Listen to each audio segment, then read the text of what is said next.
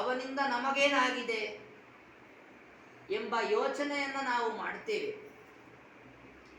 ಎಷ್ಟೋ ಸಂದರ್ಭಗಳಲ್ಲಿ ಯಾವುದಾದರೂ ಭಗವಂತನ ಪ್ರತ್ಯೇಕವಾದಂತಹ ರಾಮಕೃಷ್ಣಾದಿ ರೂಪಗಳನ್ನು ಹೋಗಿ ಪ್ರಾರ್ಥಿಸಿ ಉಪಾಸನೆ ಮಾಡಿ ಧ್ಯಾನ ಮಾಡಿ ಅಲ್ಲಿಂದ ನಮಗೇನು ಬೇಕೋ ಅದೆಲ್ಲ ಅಭೀಷ್ಟಗಳನ್ನು ಪಡೆದುಕೊಳ್ತೀವಿ.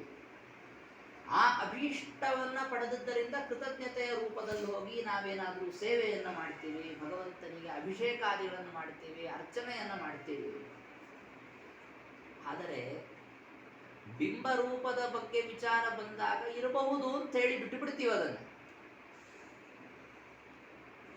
ಎಷ್ಟೋ ಸಂದರ್ಭಗಳಲ್ಲಿ ನಮ್ಮ ಕುಲದೈವ ಅಂತ ಒಂದನ್ನು ಉಪಾಸನೆ ಮಾಡುವ ಕ್ರಮ ಇದೆ ಲೋಕದಲ್ಲಿ. ಪ್ರತಿಯೊಬ್ಬರ ಕುಲಕ್ಕೂ ಒಬ್ಬ ದೈವ ಇರ್ತಾನೆ.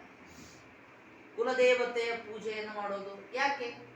ಇಲ್ಲ, ಮೊದಲಿಂದ ನಮಗೆ ನಮ್ಮ ತಂದೆ ನಮ್ಮ ಹಿರಿಯರಿಗೆಲ್ಲ ಈ ಭಗವಂತನ ರೂಪ ಅಂತನ್ನೋದು ವಿಶೇಷವಾಗಿ ಅನುಗ್ರಹ ಮಾಡ್ತಾ ಬಂದಿದೆ, ನಮಗೂ ಈ ರೂಪ ಅನುಗ್ರಹ ಮಾಡುತ್ತದೆ, ನಾವು ಪೂಜೆ ಮಾಡಬೇಕು ಅಂತ ಕುಲದೇವತಾ ಆರಾಧನೆಯನ್ನು ಮಾಡಿಕೊಂಡು ಬಂದಿರ್ತೇವೆ ನಾವು.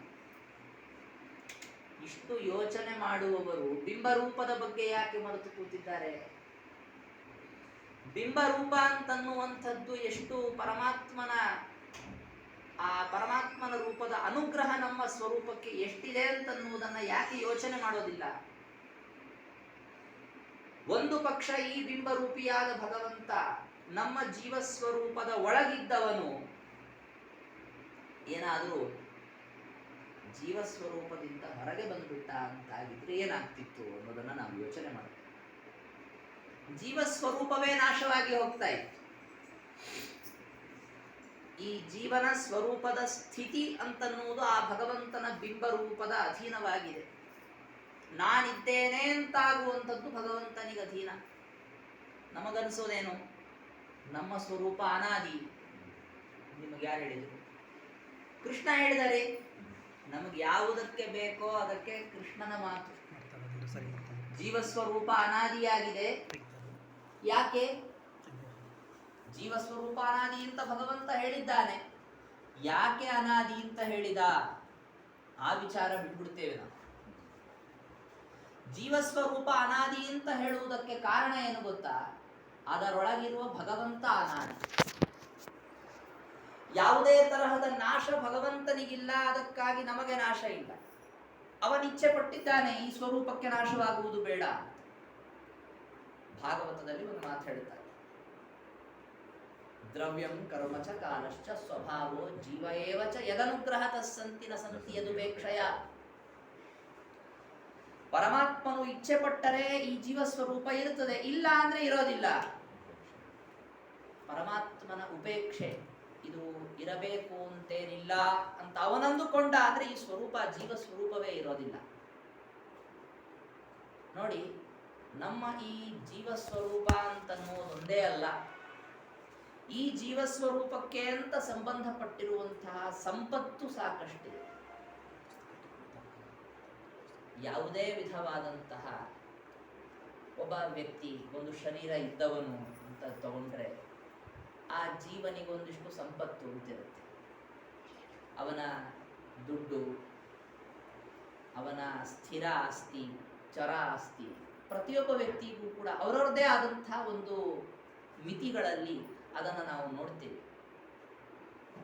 ಇದು ಆ ಶರೀರ ಹೋಯಿತು ಅಂದರೆ ಆ ಜೀವನಿಗೆ ಸಂಬಂಧಪಟ್ಟ ಆ ಆಸ್ತಿ, ಆ ಸಂಪತ್ತು ಅದೆಲ್ಲ ಹೊರಟೋಯ್ತು. ಆದರೆ ಜೀವಸ್ವರೂಪ ಅಂತನ್ನುವುದು ಅನಾದಿ ಕಾಲದಿಂದಿದೆಯಲ್ಲ, ಆ ಜೀವಸ್ವರೂಪಕ್ಕೇ ಸಂಬಂಧಪಟ್ಟ ಸಂಪತ್ತು ಅಂತ ಇದೆ. ಯಾವುದದು? ಅವನು ಅನಾದಿ ಕಾಲದಿಂದ ಆವಾಗ ಮಾಡಿಕೊಂಡು ಬಂದಂತಹ ಪುಣ್ಯಗಳು, ಅವನು ಮಾಡಿದಂತಹ ಭಕ್ತಿ, ಅವನು ಸಂಪಾದಿಸಿದ ಜ್ಞಾನ, ಅವನಿಗಿದ್ದ ವೈರಾಗ್ಯ ಮೊದಲಾದವುಗಳು, ಅವನ ಶ್ರವಣ ಮನನ ನಿಧಿಧ್ಯಾಸನಗಳು, ಅವನ ಶೀಲ ವಿನಯಗಳು, ಇವೆಲ್ಲ ಏನಿದೆ ಇದು ಮುಖ್ಯವಾಗಿ ಜೀವನ ಸಂಪತ್ತು. ಬಾಹ್ಯವಾದ ದುಡ್ಡಲ್ಲ ಅಥವಾ ಅವನು ಗಳಿಸಿದ ಕೀರ್ತಿ ಅಲ್ಲ, ಇದು ಅವನ ನಿಜವಾದ ಸಂಪತ್ತು. ಹೇಗಿದೆ ಅಂದರೆ, ನಮಗೆ ಈ ಸಂಪತ್ತಿದೆ ಅಂತನ್ನುವುದು ನಮಗೆ ಗೊತ್ತಿಲ್ಲ. ಆ ಸ್ಥಿತಿಯಲ್ಲಿ ನಮಗೆ ನಮ್ಮ ಸಂಪತ್ತಿದೆ ಅಂತ ಗೊತ್ತಿಲ್ಲ ಅಂತಾದಾಗ ಏನಾಗಬಹುದು ಅನ್ನೋದನ್ನ ನಾವು ಪ್ರತ್ಯಕ್ಷವಾಗಿ ಶರೀರ ಇದ್ದಾಗ ನೋಡಬಹುದು. ನಮ್ಮದೇ ಸಂಪತ್ತು, ನಮ್ಮ ಹಿರಿಯರು ಸಂಪಾದಿಸಿದ್ದು ಎಲ್ಲೋ ಇದೆ, ನಮಗೆ ಗೊತ್ತಿಲ್ಲ ಅಂದ್ರೆ ಅದನ್ನು ಇನ್ಯಾರೋ ಆಕ್ರಮಿಸಿಕೊಳ್ಳುತ್ತಾರೆ, ಅದನ್ನು ಬೇರೆಯವರು ಉಪಯೋಗಿಸ್ತಾರೆ, ಅದರ ಫಲಿತಾಂಶ ನಮಗೆ ಬರಲ್ಲ. ಆದರೆ ಅದನ್ನು ರಕ್ಷಣೆ ಮಾಡಿಕೊಂಡು ಅದು ಇದೆ ಅಂತನ್ನುವುದು ನಮಗೆ ಗೊತ್ತಿಲ್ಲದಿದ್ದರೂ ಕೂಡ ಅದರ ಫಲಿತಾಂಶ ಮಾತ್ರ ಕಾಲ ಕಾಲಕ್ಕೆ ನಮಗೆ ಒದಗುವಂತೆ ಮಾಡುವ ಕಾರ್ಯ ಇದೆಯಲ್ಲ, ಅದು ಬಿಂಬರೂಪಿಯಾದ ಭಗವಂತ ನಮಗೆ ಮಾಡುವಂತಹ ಉಪಕಾರ. ಇದನ್ನ ಸರಿಯಾಗಿ ಬಲ್ಲಂಥವರು ಯಾರು ತಾನೇ ಬಿಂಬೋಪಾಸನೆಯನ್ನ ಮಾಡುವುದು ಬೇಡ ಅಂತಂತಾರೆ. ಅದು ಹೇಗಿದೆ ಅನ್ನೋದು ನಮಗೆ ಬೇಡ. ನೋಡಿ, ಭಗವಂತನಿಗೆ ಅದಕ್ಕೆ ಒಂದು ಹೆಸರಿದೆ, ಭಾಗವತದಲ್ಲಿ ಹೇಳುವುದು ಅವಿಜ್ಞಾತ ಸಖ. ಭಗವಂತನನ್ನ ಹೇಳ್ತಾರೆ ಅವಿಜ್ಞಾತ ಸಖ ಅಂತ. ಅವನು ನಮಗೆ ಗೆಳೆಯ, ಆದರೆ ನಮಗೆ ಗೊತ್ತಿಲ್ಲದ ಗೆಳೆಯ. ಅವನು ನಮಗೆ ಉಪಕಾರವನ್ನ ಮಾಡ್ತಾನೇ ಇದ್ದಾನೆ, ಯಾಕೆ ಅಂತ ಗೊತ್ತಿಲ್ಲ, ಯಾರು ಉಪಕಾರ ಮಾಡ್ತಾರೆ ಅಂತ ಗೊತ್ತಿಲ್ಲ. ಕಾಣದ ಕೈಗಳು ಉಪಕಾರ ಮಾಡಿವೆ ಅಂತ ಹೇಳ್ತಾರೆ ನೋಡ್ರಿ, ಯಾರ್ಯಾರ್ದೋ ಬಗ್ಗೆ ಹೇಳ್ತಾರೆ. ಅದನ್ನ ವಾಸ್ತವವಾಗಿ ಅದು ಅನ್ವಯಿಸುವಂಥದ್ದು ಭಗವಂತನ. ಇಂತಹ ಭಗವಂತನನ್ನು ನಾವು ಪ್ರಾರ್ಥನೆ ಮಾಡಬೇಕು. ಬಿಂಬೋಪಾಸನೆ ಅಂತನ್ನುವುದು ನೋಡಿ, ಉಪಾಸನೆಯ ಒಂದು ಹಂತದಲ್ಲಿ ನಾವು ಪ್ರಾರ್ಥನೆಯನ್ನ ಮಾಡಬೇಕಾದಂಥದ್ದು ಅವಶ್ಯ. ಬಿಂಬರೂಪಿಯಾದ ಭಗವಂತನ ಪ್ರಾರ್ಥನೆಯನ್ನ ಮಾಡಬೇಕು. ಆರಣ್ಯಕಾಚಾರ್ಯರು ತಮ್ಮ ಅಧ್ಯಾತ್ಮ ರಸರಂಜನಿಯಲ್ಲಿ ಆ ಬಿಂಬರೂಪಿಯಾದ ಭಗವಂತನನ್ನ ಪ್ರಾರ್ಥನೆ ಮಾಡುವ ರೀತಿಯನ್ನ ತೋರಿಸಿಕೊಡ್ತಾರೆ. ಪ್ರಾರಂಭದ ಶ್ಲೋಕ ಬಹಳ ಸುಂದರವಾದದ್ದು. ಪಾಹಿ ಪಾಂಡವ ಪಾಲಕ ಅಮಿತ ಪಾಪಿನಂ ಭವ ತಾಪತಃ ಏಹಿ ಮಾನಸ ಮಂದಿರಾಂಗಣ ದೇಶಂ ಈಶ ನಮೋಸ್ತುತೆ. ಇದು ಆರಣ್ಯಕಾಚಾರ್ಯರು ಮಾಡಿದ ಈ ಶ್ಲೋಕ. ಅದನ್ನೆಲ್ಲ ನೋಡಿದಾಗ ನಮಗೆ ಭಾವನೆ ಬರುವಂಥದ್ದೇನು ಅಂದರೆ, ಅವರು ಕೃಷ್ಣನ ಉಪಾಸಕರು. ನೀವು ನೋಡಬಹುದು, ಗೋಪಾಲಕೃಷ್ಣನ ಉಪಾಸಕರು. ಆದ್ದರಿಂದ ಪಾಹಿ ಪಾಂಡವ ಪಾಲಕ ಅಂತ ಕೃಷ್ಣನನ್ನ, ಪಾಂಡವರ ಪಾಲಕ, ನಮ್ಮನ್ನ ರಕ್ಷಣೆ ಮಾಡುವಂತ ಕೇಳಿಕೊಳ್ತಾ ಇದ್ದಾರೆ. ನೋಡಿ, ಗ್ರಂಥದ ಹೆಸರು ಅವರು ಇಟ್ಟಿರೋದೇನು ಗೊತ್ತಾ? ಅಧ್ಯಾತ್ಮ ರಸರಂಜನಿ ಅಂತ.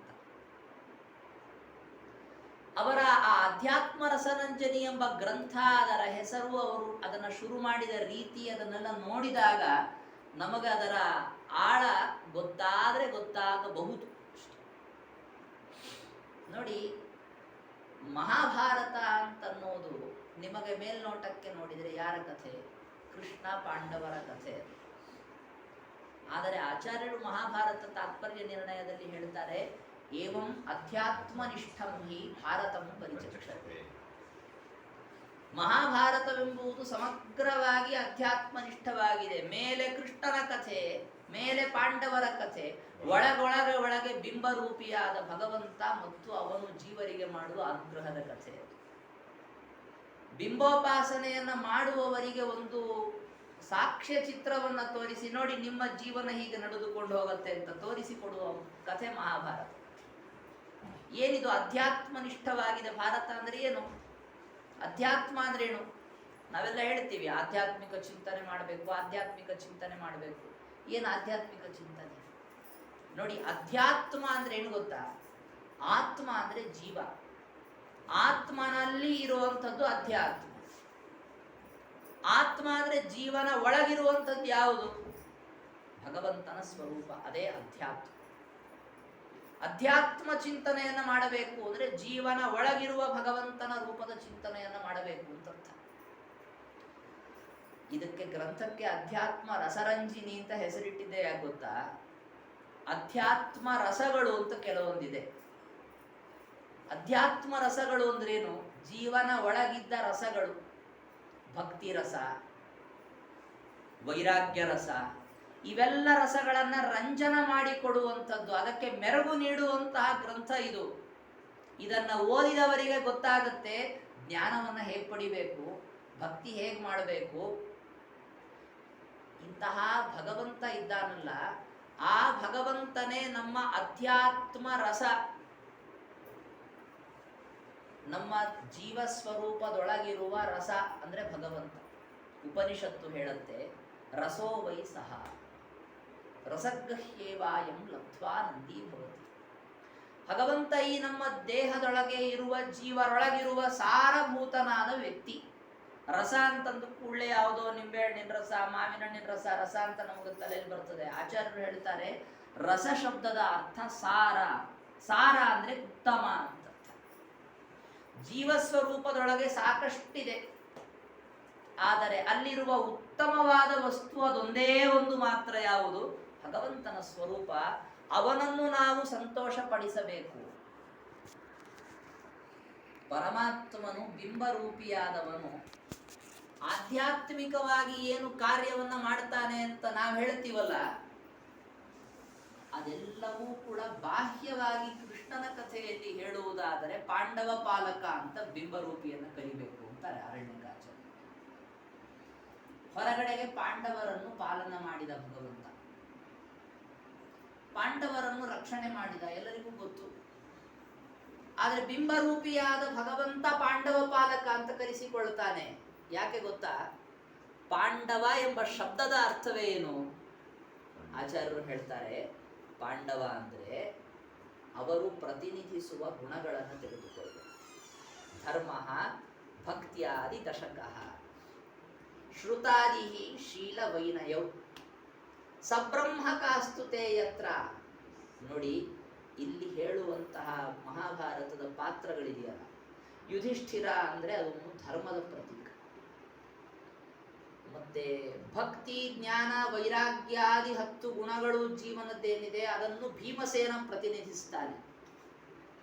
ಪ್ರತಿಯೊಬ್ಬ ಸಾಧಕರು ಮಾಡಬೇಕಾದ ಶ್ರವಣ ಮನನ ನಿಧಿಧ್ಯಾಸನಗಳನ್ನು ಪ್ರತಿನಿಧಿಸುವವರು ಅರ್ಜುನ. ಶೀಲ ವಿನಯ ಎಂಬ ಗುಣಗಳನ್ನು ಪ್ರತಿನಿಧಿಸುವವರು ನಕುಲ ಸಹದೇವ. ಭಗವಂತ ಪಾಂಡವರನ್ನು ರಕ್ಷಣೆ ಮಾಡ್ತಾನೆ ಅನ್ನುವ ಮಾತಿಗೆ ಆಧ್ಯಾತ್ಮಿಕವಾದ ಅರ್ಥ ಏನು? ಜೀವನ ಒಳಗಿರುವ ಬಿಂಬರೂಪಿಯಾದ ಭಗವಂತ ಆ ಜೀವನ ಅನಾದಿ ಕಾಲದ ಧರ್ಮ ಮೊದಲಾದವುಗಳನ್ನು ರಕ್ಷಣೆ ಮಾಡಿಕೊಂಡು ಬಂದಿದ್ದಾನೆ. ನೋಡಿ, ಜೀವರಿಗೆ ವಿರೋಧಿಯಾದಂಥದ್ದು ಈ ಧರ್ಮ, ಜ್ಞಾನ ಮೊದಲಾದವುಗಳಿಗೆ ವಿರೋಧಿಯಾದದ್ದೇ ಬಹಳ ಇದೆ ಮೊದಲಿಂದ. ಯಾವುದದು?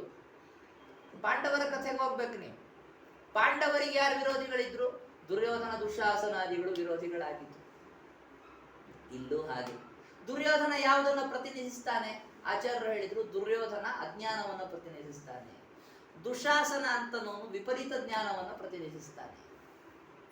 ಅದರಿಂದ ನೀವು ತಿಳಿಬೇಕಾದಂಥದ್ದೇನು ಅಂದ್ರೆ, ನಮ್ಮ ಜೀವನದಲ್ಲಿ ದುರ್ಯೋಧನ ದುಶಾಸನಾದಿಗಳಿಂದ ಎಷ್ಟು ದಿವಸಗಳಿಂದ ಬಾಧಕಗಳು ಉಂಟಾಗ್ತಾ ಇದೆ. ಅಜ್ಞಾನ ವಿಪರೀತ ಜ್ಞಾನಾದಿಗಳಿಂದ ದಾಳಿ ಆಗ್ತಾ ಆಗ್ತಾ ಕೊನೆಗೊಂದು ದಿವಸ ಏನಾಗೋಗ್ಬಿಡುತ್ತೆ, ನಾವು ಸಂಪಾದಿಸಿಕೊಂಡಿದ್ದೇನೋ ಅಲ್ಪ ಸ್ವಲ್ಪ ಏನಾದರೂ ಜ್ಞಾನ, ಭಕ್ತಿ ಮೊದಲಾದವುಗಳಿದ್ರೆ, ಶೀಲ ವಿನಯಗಳಿದ್ರೆ, ನಾವು ಶ್ರವಣ ಮನನ ನಿಧಿಧ್ಯಾಸನಗಳನ್ನ ಮಾಡಿದ್ರೆ ಎಲ್ಲೋ ಹೊರಟೋಗ್ಬೇಕಾಗಿತ್ತು, ಯಾವತ್ತೋ ಹೋಗ್ಬಿಡಬೇಕಾಗಿತ್ತು. ಆದರೆ ಅದು ಯಾವುದೂ ಹೋಗದೆ ರಕ್ಷಣೆಯಾಗಿದೆ, ಉಳಿದುಕೊಂಡಿದೆ ಅಂತಂದ್ರೆ ಕಾರಣ ಏನದಕ್ಕೆ? ಭಗವಂತ, ಬಿಂಬರೂಪಿಯಾದ ಭಗವಂತ ಅದನ್ನ ಸಂರಕ್ಷಣೆ ಮಾಡಿದ್ದಾನೆ. ಅದನ್ನು ಅರಣ್ಯಕಾಚಾರ್ಯರು ಹೇಳಿದರು, ಪಾಹಿ ಪಾಂಡವ ಪಾಲಕ. ನಾವು ಅದನ್ನು ಮೇಲ್ನೋಟಕ್ಕೆ ಕೃಷ್ಣನನ್ನ ಸಂಬೋಧನೆ ಮಾಡ್ತಾ ಇದ್ದಾರೆ, ಅಲ್ಲ, ಅದು ಬಿಂಬರೂಪಿಯನ್ನ ಸಂಬೋಧನೆ ಮಾಡಿ ಬಿಂಬರೂಪಿಯಾದ ಭಗವಂತ ಮಾಡಿದ ಉಪಕಾರವನ್ನು ತೋರಿಸುವ. ಕುಂತಿ ಭಗವಂತನನ್ನ ಸ್ತೋತ್ರ ಮಾಡಬೇಕಾದ್ರೆ ಹೇಳ್ತಾಳೆ, ನನ್ನನ್ನ, ನನ್ನ ಮಕ್ಕಳನ್ನ ನೀನು ಕಾಪಾಡಿದಿ. ಇದು ತಿಳಿದುಕೊಂಡ್ರೆ ಮಾತ್ರ ಗೊತ್ತಾಗುವಂಥದ್ದು. ಭಗವಂತ ರಕ್ಷಣೆ ಮಾಡಿದ ಅಂತನ್ನೋದನ್ನು ಅಂದುಕೊಂಡ್ರೆ ಹೌದು, ಇಲ್ಲದ್ರೆ ಇಲ್ಲ. ಬಿಂಬರೂಪಿಯಾದ ಭಗವಂತನ ಬಗ್ಗೆ ಹಾಗೆ ನೋಡಿ, ಅವಳು ಹೇಳ್ತಾಳೆ ಯಾವ್ಯಾವುದರಿಂದ ನನಗೆ ಕೃಷ್ಣ ರಕ್ಷಣೆ ಮಾಡಿದ್ದಾನೆ ಅಂತ. ಭಾಗವತದಲ್ಲಿ ಬಹಳ ಸುಂದರವಾದ ಒಂದು ಶ್ಲೋಕ ಬರುತ್ತೆ.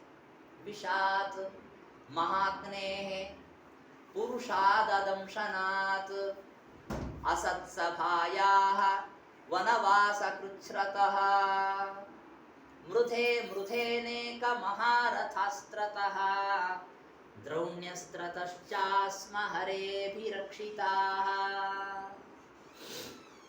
ನೋಡಪ್ಪ, ಕೃಷ್ಣ ನನ್ನ ಮಕ್ಕಳಿಗೆ ವಿಷ ಹಾಕ್ಲಿಕ್ಕೆ ಬಂದ್ರು, ಜೋರಾಗಿ ಬೆಂಕಿ ಹಚ್ಚಿ ಸುಡುವುದಕ್ಕೆ ಯತ್ನಿಸಿದ್ರು, ರಾಕ್ಷಸರು ತಿನ್ನುವುದಕ್ಕೆ ಬಂದ್ರು, ದುಷ್ಟರ ಸಭೆಯಲ್ಲಿ ಕರೆದು ಕೂಡಿಸಿ ಅವಮಾನ ಮಾಡುವುದಕ್ಕೆ ಯತ್ನಿಸಿದರು, ವನವಾಸಕ್ಕೆ ತಳ್ಳಿದ್ರು,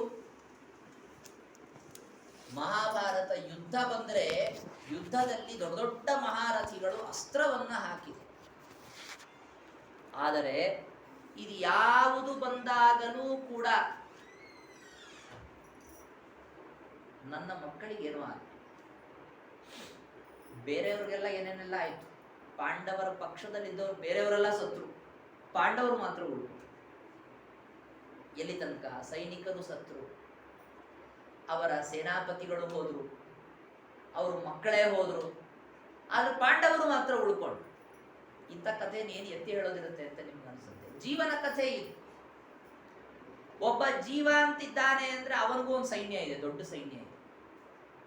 ಏನದು? ಅವನು ಮಾಡಿದ ಪುಣ್ಯಗಳಿದೆಯಲ್ಲ, ಅದೇ ಒಂದು ದೊಡ್ಡ ಸೈನ್ಯ.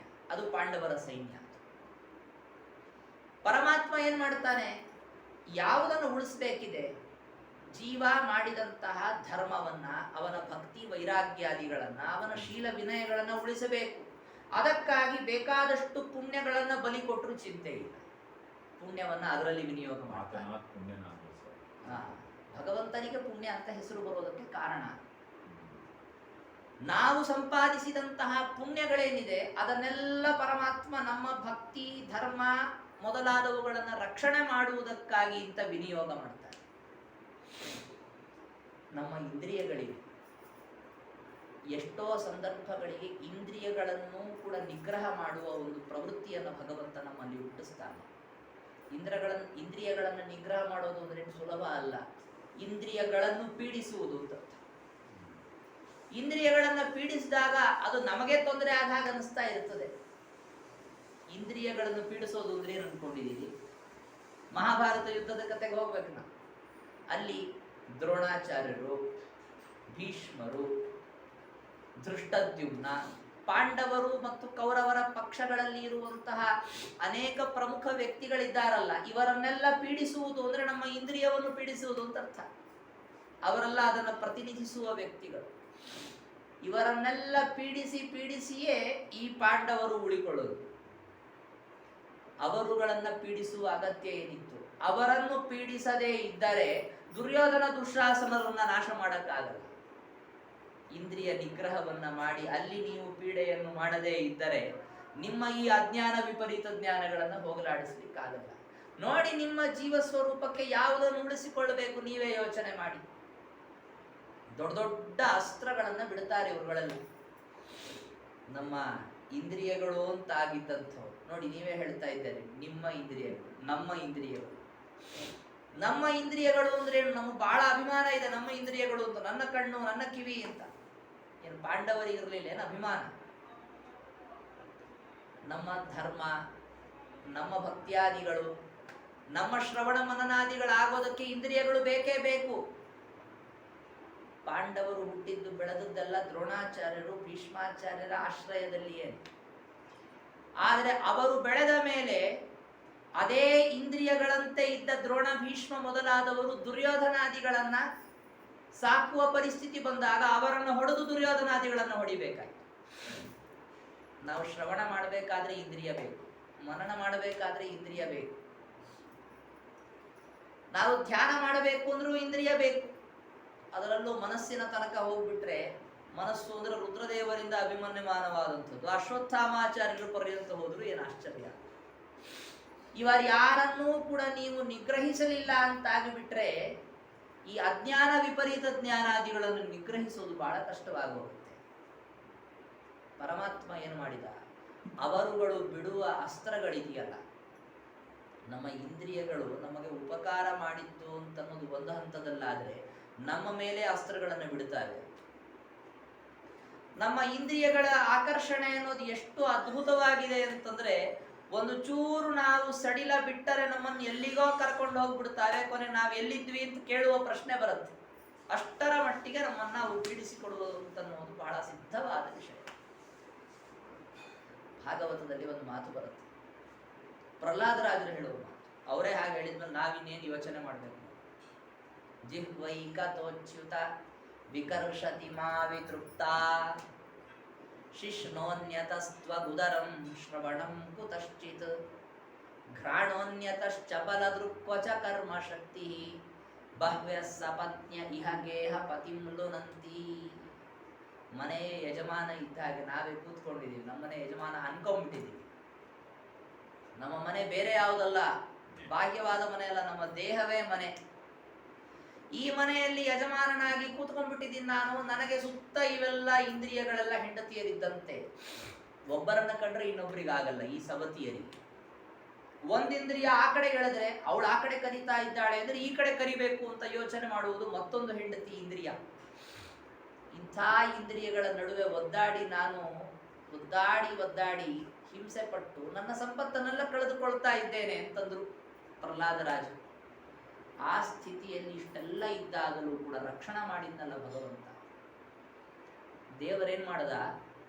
ಮಹಾಭಾರತ ಯುದ್ಧದಲ್ಲಿ ನೋಡಿ, ದೊಡ್ಡ ದೊಡ್ಡ ಮಹಾರಥಿಗಳು ಅಸ್ತ್ರಗಳನ್ನ ಬಿಟ್ರಲ್ಲ, ಆ ಅಸ್ತ್ರಗಳಿಂದ ತೊಂದರೆ ಯಾರಿಗಾಗುವಂತೆ ಮಾಡಿದ? ಅರ್ಜುನನಿಗಲ್ಲ, ಅರ್ಜುನನ ರಥಕ್ಕೆ. ಮಹಾಭಾರತ ಯುದ್ಧ ಮುಗಿದ ಮೇಲೆ ಕೊನೆಗೆ ಹೇಳಿದ, ನೀನ್ ಇಳಿಯಪ್ಪ ಅಂತ ಇಳಿಸಿದ. ಅರ್ಜುನನಿಗೆ ಚೂರು ಬೇಜಾರಾಯ್ತವ. ಸಾರಥಿಯಾದವನು ಇಳಿದು ರಥಿಯನ್ನ ಇಳಿಸಿ ಗೌರವಿಸಬೇಕಾದ, ಕೂತ್ಕೊಂಡು ಇಳಿಯಬಿಟ್ರೆ ಬೇಜಾರಾಯ್ತು. ಆದ್ರೂ ಏನ್ ಮಾಡೋದು? ಇಳದ. ಕೃಷ್ಣ ಆಮೇಲೆ ಈ ಕಡೆ ಬಂದ್ರೆ ರಥಕ್ಕೆ ಬೆಂಕಿ ಹತ್ತಿ ಸುಟ್ಟೋಯ್ತು ರಥ. ಅರ್ಜುನ ಕೇಳಿದ, ರಥಕ್ಕೆ ಯಾಕೆ ಬೆಂಕಿ ಹತ್ತು ಅಂತ ಕೇಳಿದ. ಅದೇಪ್ಪ, ಇಷ್ಟು ದಿವಸಗಳಿಂದ ದೊಡ್ಡ ದೊಡ್ಡ ಮಹಾರಥಿಗಳೆಲ್ಲ ಅಸ್ತ್ರ ಬಿಟ್ಟಿದ್ರಲ್ಲ, ಯಾವತ್ತೋ ಬೆಂಕಿ ಹತ್ತಿ ಸುಟ್ಟೋಗ್ಬೇಕಾಗಿತ್ತದು. ಇಷ್ಟು ದಿವಸ ನಾನು ಮತ್ತೆ ಇಲ್ಲಿ ಧ್ವಜದಲ್ಲಿ ಸನ್ನಿಹಿತನಾದ ಹನುಮಂತ ಇವರಿಬ್ಬರ ಪ್ರಭಾವದಿಂದ ಇದು ಹಾಗೆ ರಕ್ಷಿತವಾಗಿತ್ತು. ಇನ್ನು ಮುಗಿತಲ ಕೆಲಸ, ಅದು ಹೋಯಿತು ನೋಡಿ. ಹಾಗೆ ಒಬ್ಬ ಜೀವನಿಗೆ ಮೋಕ್ಷವನ್ನ ಮಾಡುವ ತನಕ ಈ ಲಿಂಗ ದೇಹ ಅಥವಾ ಇನ್ನೂ ಬಾಹ್ಯವಾದ ಶರೀರಗಳು ಅವುಗಳನ್ನ ಕೊಟ್ಟು ಏನೇ ಬಾಧಕಗಳು ಉಂಟಾದರೂ ಕೂಡ ಅದಕ್ಕಾಗಬೇಕು, ಜೀವ ಸ್ವರೂಪಕ್ಕೆ ಆಗಬಾರದು. ಜೀವನ ಸ್ವರೂಪದೊಳಗಿರುವಂತಹ ಯಾವ ಗುಣಗಳಿಗೆ ಬಾಧಕವಾಗಬಾರದು. ಹಾಗೆ ರಕ್ಷಣಾ ಮಾಡುವಂಥವನು ಭಗವಂತ. ಅದಕ್ಕಾಗಿಯೇ ಇಷ್ಟೆಲ್ಲ ಭಗವಂತ ಮಾಡಿದ ರಕ್ಷಣೆಯನ್ನ ಚಿಂತನೆ ಮಾಡಿದವರಿಗೆ ಆ ಭಗವಂತನಿಗೆ ಸರ್ವ ಸಮರ್ಪಣೆ ಮಾಡಬೇಕು ಅಂತನ್ನುವಂತಹ ಭಾವನೆ ಬರುತ್ತೆ. ಆ ಸಮರ್ಪಣೆಯನ್ನು ಮಾಡಬೇಕಾದದ್ದು. ಇದನ್ನ ಆರಣ್ಯಕಾಚಾರ್ಯರು ತೋರಿಸ್ತಾರೆ. ಅದೇನಾಗೋಗುತ್ತೆ, ನಾವು ಮೇಲ್ನೋಟಕ್ಕೆ ನೋಡ್ಬಿಟ್ರೆ ಆರಣ್ಯಕಾಚಾರ್ಯರೇ ಹೊಸದಾಗ ಅದನ್ನ ಹೇಳಿದ್ರು ಅನ್ಸುತ್ತೆ. ಆದರೆ ಅದೆಲ್ಲ ಏನು ಅಂತಂದ್ರೆ ಎಲ್ಲ ಕಡೆಗೆ ಭಾಗವತಾದಿ ಗ್ರಂಥಗಳಲ್ಲಿ ಕಾಣುವ ವಿಚಾರ. ಅವರು ಭಾಗವತ ಸಾರೋದ್ಧಾರದಲ್ಲಿ ಇದನ್ನು ತೋರಿಸ್ಕೊಡ್ತಾರೆ. ಈಗ ನೋಡಿ, ಯಾವುದೇ ಒಂದು ಸತ್ಕರ್ಮ ಮಾಡಿದರೂ ಕೂಡ ನಾವು ಅದನ್ನು ಸಮರ್ಪಣೆ ಮಾಡಬೇಕಾದಂಥದ್ದು, ಅಥವಾ ಆರಂಭದಲ್ಲಿಯೇ ನಾವು ಸಂಕಲ್ಪವನ್ನ ಮಾಡುವ ಸಂದರ್ಭದಲ್ಲಿಯೇ ಆಯಿತು. ಬಿಂಬರೂಪಿಯಾದ ಭಗವಂತನ ಪ್ರೀತಿಗಾಗಿ ಈ ಕಾರ್ಯವನ್ನ ಮಾಡ್ತೇನೆ ಅಂತ ಈ ರೀತಿಯಾಗಿ ಸಂಕಲ್ಪ ಮಾಡಬೇಕು ಅಂತನ್ನೋದನ್ನ ಆರಣ್ಯಕಾಚಾರ್ಯರು ಹೇಳ್ಬಿಟ್ರು ನಾವು ಮಾಡಬೇಕು. ಭಾಗವತಾದಿ ಗ್ರಂಥಗಳಲ್ಲಿ ಹೇಳಬೇಕಲ್ಲ, ಅಲ್ಲಿ ಹೇಳಿದ್ರೆ ಮಾಡ್ತೀವಿ ಎನ್ನುವ ಸ್ವಭಾವ ನಮ್ದು. ಆರಣ್ಯಕಾಚಾರ್ಯರು ಭಾಗವತ ಸಾರೋದ್ಧಾರದಲ್ಲಿ ತೋರಿಸ್ತಾರೆ. ಏನು ಅಂದ್ರೆ, ಶುಕಾಚಾರ್ಯರು ಭಾಗವತ ಹೇಳಿದವರೇ ಅವರಲ್ಲ. ಶುಕಾಚಾರ್ಯರು ಏನು ಹೇಳಿದ್ರು ಅದನ್ನ ನೋಡಿ.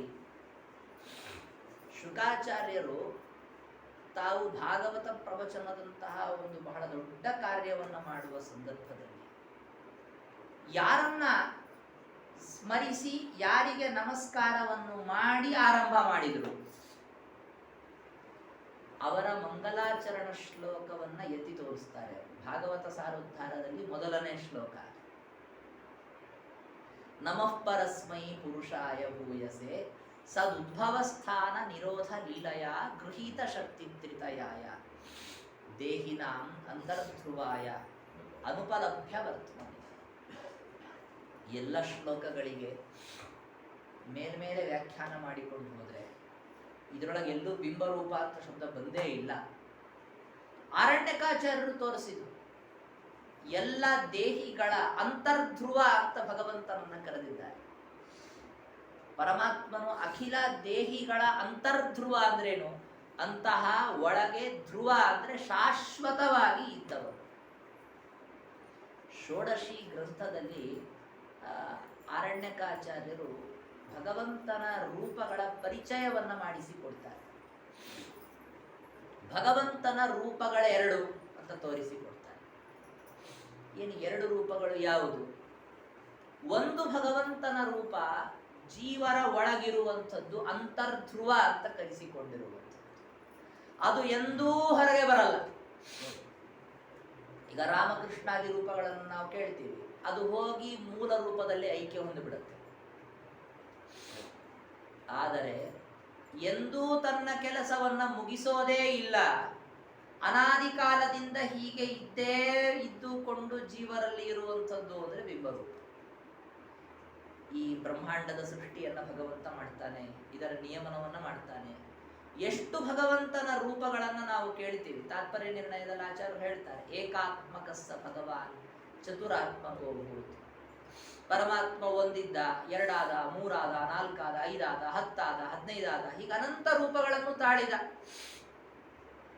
ಅನಂತ ರೂಪಗಳನ್ನು ತಾಳಿದ ಭಗವಂತ ನೋಡಿ, ಇಷ್ಟೆಲ್ಲ ಜೀವರೊಳಗಿದ್ದಾನಲ್ಲ, ಆ ಜೀವರು ಅನಂತರಿದ್ದಾರೆ. ಅವರೊಳಗಿರುವ ಯಾವ ರೂಪವನ್ನು ಹೊರಗೆ ತೆಗೆದಿಲ್ಲ.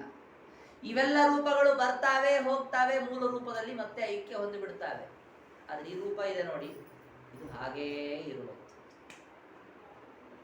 ಅದಕ್ಕೆ ಈ ರೂಪವನ್ನ ಕರೆದದ್ದೇನು? ಅಂತರ್ಧ್ರುವ ಈ ರೀತಿಯಾಗಿ ಕರೆದ. ಆದರೆ ಈ ರೂಪ ಹೇಗೆ ಅಂದರೆ, ಒಳಗೇ ಇದ್ದರೂ ಕೂಡ ಇದು ಯಾರಿಗೂ ಕೂಡ ಸಿಗುವುದಿಲ್ಲ, ಇದರ ದಾರಿ, ಇದರ ಸುಳಿವು ಸಿಗೋದಿಲ್ಲ ಅಂತ. ಅದನ್ನ ಶುಕಾಚಾರ್ಯರು ಹೇಳಿದರು, ಅನುಪಲಭ್ಯ ಬರ್ತಮನೆ. ಈ ಭಗವಂತನ ಸ್ವರೂಪದ ದಾರಿ ಎಂಬುವುದು ಯಾರಿಗೂ ಕೂಡ ಹುಡುಕಿದರೂ ಕೂಡ ಸಿಗದೇ ಇದ್ದಂತಹ ದಾರಿ. ಅಂತಹ ಒಂದು ವಿಶಿಷ್ಟವಾದಂತಹ ಸ್ವರೂಪ ಅದು ಆ ಪರಮಾತ್ಮನದ್ದು. ಅವನನ್ನು ನಾವು ಚಿಂತನೆ ಮಾಡಬೇಕಾದರೆ ನೋಡಿ, ಅವನ ಆಕಾರ ನಮಗೆ ಗೊತ್ತಿಲ್ಲ ಎಂಬ ಭಾವನೆ ನಾನೀಗ ಆರಂಭದಲ್ಲಿ ಹೇಳಿದೆ. ನಮ್ಮ ಬಿಂಬೋಪದೇಶಕರಾದಂತಹ ಗುರುಗಳು ಬರುವವರೆಗೆ ನಮಗದು ತಿಳಿಯೋದಿಲ್ಲ ಅನ್ನುವ ವಿಚಾರವನ್ನು ಹೇಳಿದೆ. ನಿಜ. ಆದರೆ ಪರಮಾತ್ಮನ ಒಂದು ಬಿಂಬ ರೂಪ ಅಂತಂದ್ರೆ ನೂರಾರು ಭಗವಂತನ ರೂಪಗಳು ಅಂತ. ಹೇಗದು? ಒಂದು ಭಗವಂತನ ರೂಪ ಆದರೆ ನೂರಾರು ಭಗವಂತನ ರೂಪಗಳು ಹೇಗೆ ನೋಡಿ, ಅದನ್ನ ತೋರಿಸಿಕೊಡ್ತಾರೆ. ಆರಣ್ಯಕಾಚಾರ್ಯರು ತಮ್ಮ ಅಧ್ಯಾತ್ಮ ರಸರಂಜನಿಯಲ್ಲೂ ಆಯಿತು, ಮತ್ತೆ ಷೋಡಶಿ ಗ್ರಂಥದಲ್ಲೂ ಆಯಿತು, ಅದನ್ನು ತೋರಿಸಿಕೊಡ್ತಾರೆ. ಬಿಂಬ ಸಂಸ್ಥಾಪನ ಪ್ರಕರಣ ಅಂತ ಪ್ರಸಿದ್ಧವಾದಂತಹದ್ದು ಷೋಡಶಿಯಲ್ಲಿರುವ ಒಂದು ಪ್ರಕರಣ. ಅದರಲ್ಲಿ ತೋರಿಸಿಕೊಡ್ತಾರೆ, ಪರಮಾತ್ಮನ ಒಂದು ರೂಪ ಅಂದ್ರೆ ನೋಡಿ, ಅದರಲ್ಲಿ ನಿಮಗೆಲ್ಲ ತಿಳಿಯುವಂತೆ ಒಬ್ಬ ವ್ಯಕ್ತಿಯ ಆಕಾರ ಅಂದ್ರೆ ಹೇಗಿರಬಹುದು. ಅದರಲ್ಲಿ ಪ್ರಧಾನವಾಗಿ ಕೆಲವು ಅಂಶಗಳು: ಮುಖ, ಎರಡು ಕೈ, ದೇಹದ ಮಧ್ಯಭಾಗ, ಎರಡು ಕಾಲು, ಇಷ್ಟು ಸುಮಾರು 5-6 ಅಂಶಗಳು ಒಂದು ದೇಹದಲ್ಲಿ ನಮಗೆ ಬರುವಂತಹದ್ದು. ಈ 6 ಅಂಶಗಳು ಅಂತ ತೆಗೆದುಕೊಂಡಾಗ ನಿಮಗೆ ಯಾವ ರೀತಿಯಾದ ಚಿಂತನೆ ಇದರಲ್ಲಿ ಬರಬೇಕಾದದ್ದು ಅಂತ ತೋರಿಸಿಕೊಡ್ತಾರೆ. ಎಂಥ ಆಶ್ಚರ್ಯ ಅಂದ್ರೆ, ಒಂದು ಭಗವಂತನ ರೂಪ ಅಂದ್ರೆ ಅದು ಅನೇಕ ಭಗವಂತನ ರೂಪಗಳ ಒಂದು ಸಮಾಹಾರ, ವ್ಯೂಹ ಅಂತ ಹೇಳ್ತಾರೆ. ಈ ನಾವು ಮಹಾಭಾರತದಲ್ಲಿ ವ್ಯೂಹಗಳನ್ನು ಕೇಳ್ತೀವಿ. ಮಕರ ವ್ಯೂಹ, ಅರ್ಧಚಂದ್ರ ವ್ಯೂಹ, ಸೂಚಿ ಮುಖ, ಹೀಗೆಲ್ಲ ವ್ಯೂಹಗಳು. ಶೇನ ವ್ಯೂಹ, ಶಕಟ ವ್ಯೂಹ, ಚಕ್ರ ವ್ಯೂಹ, ಹೀಗೆಲ್ಲ ಕೇಳ್ತೀವಿ. ಏನದು? ಬೇರೆ ಬೇರೆ ವ್ಯಕ್ತಿಗಳನ್ನ ಆಯಾ ಆಕಾರದಲ್ಲಿ ನಿಲ್ಲಿಸಿದಾಗ ಮೇಲಿಂದ ನೋಡಿದ್ರೆ ನಿಮಗೆ ಆ ತರಹದ ಆಕಾರ ಕಾಣಿಸುತ್ತೆ. ಚತುರಂಗ ಸೈನ್ಯವನ್ನ ವಿಶಿಷ್ಟ ರೂಪದಲ್ಲಿ ನಿಲ್ಲಿಸಿದರೆ ಮೇಲಿಂದ ನೀವೊಂದು ಚಿತ್ರ ತೆಗೆದ್ರೆ ಆ ತರಹದ ಒಂದು ಆಕೃತಿ ಕಾಣುತ್ತೆ. ಬಿಂಬರೂಪ ಅಂದ್ರೆ ಏನು ಅನ್ಕೊಂಡಿದ್ದೀರಿ? ಹಾಗೆ ಭಗವಂತನ ಬೇರೆ ಬೇರೆ ರೂಪಗಳು ಒಂದು ಆಕಾರದಲ್ಲಿ ಜೋಡಿಕೊಂಡು ನಿಂತಾಗ ಕಾಣುವ ರೂಪವೇ ಬಿಂಬರೂಪ. ಈ ಒಂದು ಕಲ್ಪನೆಯನ್ನ ಆಚಾರ್ಯರು ತಮ್ಮ ಐತರೇಯೋಪನಿಷತ್ತಿನ ಭಾಷ್ಯದಲ್ಲಿ ಹೇಳಿದರು. ಅದನ್ನು ಪೂರ್ಣ ವಿವರಣೆ ಮಾಡ್ತಾರೆ ಆರಣ್ಯಕಾಚಾರ್ಯ. ಇದು ಹರಿಕಥಾಮೃತ ಸಾರದಲ್ಲೂ ಕೂಡ ಅನೇಕ ಕಡೆಗೆ ನಮಗೆ ಕಂಡು ಬರುತ್ತೆ. ಪ್ರಸಿದ್ಧವಾದ ದೃಷ್ಟಾಂತ ಕೊಡ್ತಾರೆ. ಒಂದು ನವನಾರಿ ಕುಂಜರ ಇಲ್ಲ ಸಪ್ತನಾರಿ ತುರಗ ಅಂತ ಆನೆ ಕುದುರೆಗಳ ದೃಷ್ಟಾಂತ ಕೊಡ್ತಾರೆ. ಒಳ್ಳೆ ಕಲಾಕೃತಿಯನ್ನು ಅಳವಡಿಸಿಕೊಂಡಿರುವ ಹಸ್ತ ಪಾದಾದಿ ಪಾಠವ ಇರುವಂತಹ 9 ಜನ ಹೆಣ್ಣು ಮಕ್ಕಳು ಬೇರೆ ಬೇರೆ ಭಂಗಿಗಳಲ್ಲಿ ಮೈಕೈಗಳನ್ನು ಬಗ್ಗಿಸಿ ನಿಂತುಕೊಂಡ್ರೆ ಅದು ಆನೆಯಂತೆ ಕಾಣ್ತದೆ. 9 ಜನ ಹೆಣ್ಣು ಮಕ್ಕಳು ಆ ಭಂಗಿಯಲ್ಲಿ ನಿಂತುಕೊಂಡ್ರೆ ಆನೆ ಆಗತ್ತೆ. 7 ಜನ ಹೆಣ್ಣು ಮಕ್ಕಳು ನಿಂತುಕೊಂಡು ಭಂಗಿಯನ್ನು ಬದಲಾಯಿಸಿದರೆ ಕುದುರೆಯಾಗಿ ಕಾಣುತ್ತೆ. ಅವರು ನೋಡ್ಲಿಕ್ಕೆ ಹೋದ್ರೆ ಒಬ್ಬೊಬ್ರು ಹೆಣ್ಣು ಮಕ್ಕಳು, ಆದ್ರೆ ನಿಮಗೆ ಕಾಣುವ ಆಕಾರ ಕುದುರೆ ಆನೆಯ ಆಕಾರ ಕಾಣುತ್ತೆ. ಏನಿದು? ಹಾಗೆ ಪರಮಾತ್ಮನಲ್ಲಿ ತಿಳಿದುಕೊಳ್ಳೋದೇನು ನೋಡಿ. ಪರಮಾತ್ಮನ ಕೇಶ ಒಂದು ರೂಪ, ಅಂದ್ರೆ ಆ ರೂಪದೊಳಗೆ ನೀವು ನೋಡಕ್ ಹೋದ್ರೆ ಅಲ್ಲಿ ಮತ್ತೆ ಮುಖ, ಕೈ, ಕಾಲು, ತಲೆ, ಹೊಟ್ಟೆ ಎಲ್ಲ ಇರುತ್ತೆ ಅಷ್ಟರೊಳಗೆ. ಅಂದ್ರೆ ಉಪಾಸನೆಯನ್ನ ವಿಸ್ತಾರವಾಗಿ ಮಾಡ್ಲಿಕ್ಕೆ ಅಂತ ಹೋದ್ರೆ ನಿಮಗೆ ಎಷ್ಟಿದೆ ಅಂತ ಅನ್ನೋದನ್ನ ತೋರಿಸಿಕೊಡ್ತಾರೆ. ಪರಮಾತ್ಮನ ಆ ರೂಪವನ್ನೇ ಚಿಂತನೆ ಮಾಡ್ಲಿಕ್ಕೆ ಅಂತ ಹೋದ್ರೆ ಅಲ್ಲಿ ತಲೆ, ಕೈ, ಕಾಲು ಎಲ್ಲ ಇದೆ. ಮತ್ತೆ ಕೆಳಗೆ ಹಣೆ ಅಂತ ತೆಗೆದುಕೊಂಡು ಬಂದ್ರೆ ಮತ್ತೊಂದು ರೂಪ, ಅದಕ್ಕೂ ಮತ್ತೆ ತಲೆ, ಕೈ, ಕಾಲುಗಳೆಲ್ಲ ಇದೆ. ಹೀಗೆ ಭಗವಂತನ ಸಮಸ್ತ ಪಾದಾದಿ ಅವಯವಗಳು ಬರೀ ಇಷ್ಟೇ ಅಲ್ಲದೆ ಈ ಭಗವಂತನ ರೂಪವು ಧಾರಣ ಮಾಡಿರುವಂತಹ ಆಭರಣಗಳು, ಆ ಆಭರಣಗಳಲ್ಲಿ ಖಚಿತವಾದಂತಹ ರತ್ನಗಳ ಪರ್ಯಂತ ಎಲ್ಲವೂ ಭಗವಂತನ ರೂಪಗಳೇ. ಈ ವಿಧವಾದ ಚಿಂತನೆ ಏನಿದೆಯಲ್ಲ, ಇದಕ್ಕೆ ನಿಮಗೆ ಆಕಾರವೇ ಗೊತ್ತಿರಬೇಕು ಅಂತಿಲ್ಲ. ಹೇಗೆ ಆಕಾರ ಗೊತ್ತಿಲ್ಲ ಇದ್ರೆ ಹೇಗ್ರಿ ಹೇಳಕ್ಕಾಗತ್ತೆ ನೀವು ಕೇಳ್ಬೋದು. ಅದಕ್ಕೆ ಉತ್ತರ ಏನು ಗೊತ್ತಾ? ಆನೆ ಅನ್ನೋದನ್ನ ನೀವು ನೋಡದೇ ಇರಬಹುದು, ಕುದುರೆ ಅನ್ನೋದನ್ನ ನೋಡದೇ ಇರಬಹುದು. ಆದರೆ ಆನೆ ಅಂತ ಒಂದು ಆಕಾರ ಇರುವ ಪ್ರಾಣಿ, ಕುದುರೆ ಅಂದ್ರೆ ಒಂದು ವಿಧವಾದ ಆಕಾರ ಇರುವ ಪ್ರಾಣಿ ಅಂತ ಇಷ್ಟು ವಿಚಾರ ನಿಮಗೆ ಗೊತ್ತಾಗಿರುತ್ತೆ.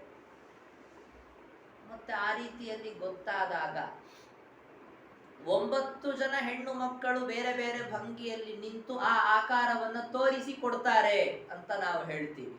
ನಿಮ್ಗೆ ಅರ್ಥ ಆಗತ್ತೋ ಇಲ್ಲೋ ಹೇಳಿದ್ರೆ? ಆನೆ ಕುದುರೆ ನೋಡಿಲ್ಲ, ನೀವು ಹೆಣ್ಣು ಮಕ್ಕಳನ್ನ ನೋಡಿರಬಹುದು. ಅವರು ಬೇರೆ ಬೇರೆ ಭಂಗಿಯಲ್ಲಿ ನಿಂತು ಆನೆ ಕುದುರೆಗಳ ಆಕಾರವನ್ನ ಮಾಡಿ ತೋರಿಸ್ತಾರೆ ಅಂತ ಹೇಳಿದರೆ ನಿಮಗೆ ಅರ್ಥ ಆಗತ್ತಲ್ಲ? ಹೇಗರ್ಥ ಆಗತ್ತೆ? ಅದೇ ಒಂದು ಈ ತರ ಕಲ್ಪನೆಯನ್ನ ಮಾಡಿಕೊಳ್ತೇವೆ. ಹಾಗೆ ಇಲ್ಲಿಯೂ ಕೂಡ ಬಿಂಬ ರೂಪದ ಬಗ್ಗೆ ಪರಿಕಲ್ಪನೆ ಅಂತಂದ್ರೆ ಪ್ರಾರಂಭಿಕ ಅವಸ್ಥೆಯಲ್ಲಿ ಮಾಡಿಕೊಳ್ಳಬೇಕಾದದ್ದೇನು? ಪರಮಾತ್ಮನ ನಾನಾ ರೂಪಗಳ ಸಮಾಹಾರವೇ ಒಂದು ಬಿಂಬ ರೂಪ ಅಂತನ್ನುವ ಚಿಂತನೆಯನ್ನು ನಾವು ಮಾಡಿಕೊಳ್ಳುವುದಕ್ಕೆ ಆರಂಭದಲ್ಲಿ ಅಭ್ಯಾಸ ಮಾಡಿಕೊಳ್ಳಬೇಕಾಗುತ್ತೆ.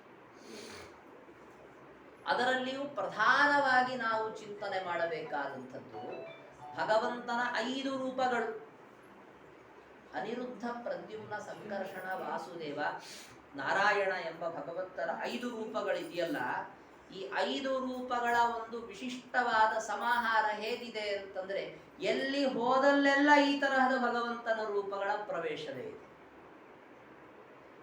ನೀವು ಗಮನಿಸಿಕೊಳ್ಳಬಹುದು.